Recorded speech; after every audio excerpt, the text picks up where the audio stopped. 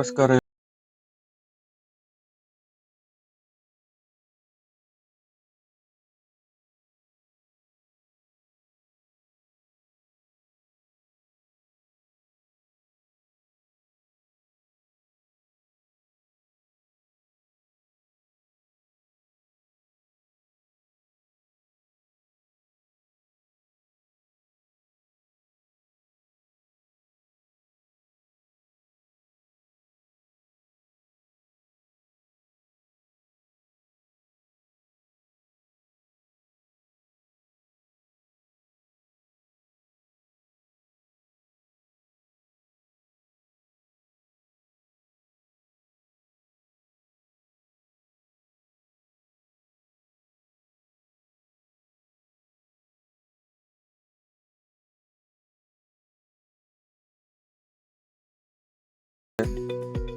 ಆ ಕೋರ್ಸ್ ಅನ್ನ ಸೆಲೆಕ್ಟ್ ಮಾಡಬೇಕಾಗುತ್ತೆ.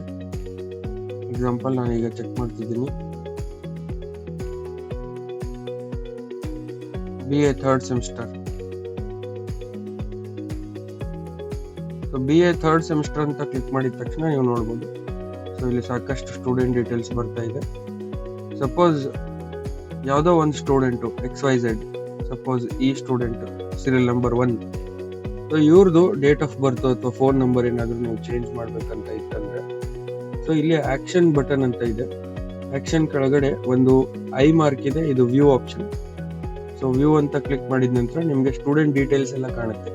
ಅವ್ರ ಹೆಸರು, ಅವ್ರ ರೋಲ್ ನಂಬರು, ಕಾಲೇಜ್ ಯಾವುದು, ಯಾವ ಸೆಮಿಸ್ಟರ್ ಇದ್ದಾರೆ, phone number, email ID.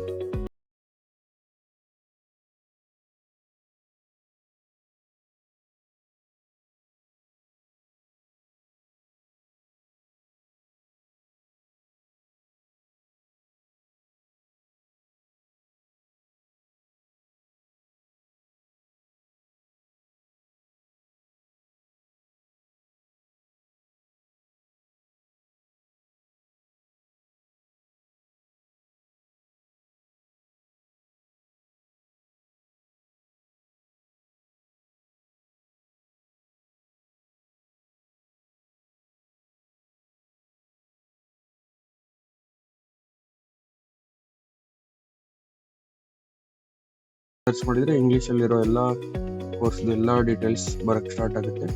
So ನೀವು ಪರ್ಟಿಕ್ಯುಲರ್ ಸಬ್ಜೆಕ್ಟನ್ನು ಸರ್ಚ್ ಮಾಡಿ ಅದೇ ಸಬ್ಜೆಕ್ಟನ್ನು ಸೆಲೆಕ್ಟ್ ಮಾಡಿದರೆ, ಆ subject for example basic English ನಾನು ಇಲ್ಲೇ ಸೆಲೆಕ್ಟ್ ಮಾಡ್ತೀನಿ. ಬೇಸಿಕ್ ಇಂಗ್ಲೀಷ್ ಅಂತ ನಾನು ಸೆಲೆಕ್ಟ್ ಮಾಡ್ಕೊಂಡಿದ್ದೀನಿ, BA first year.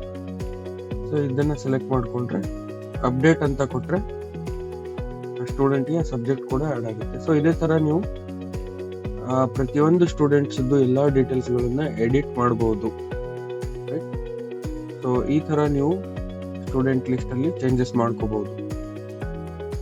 Thank you.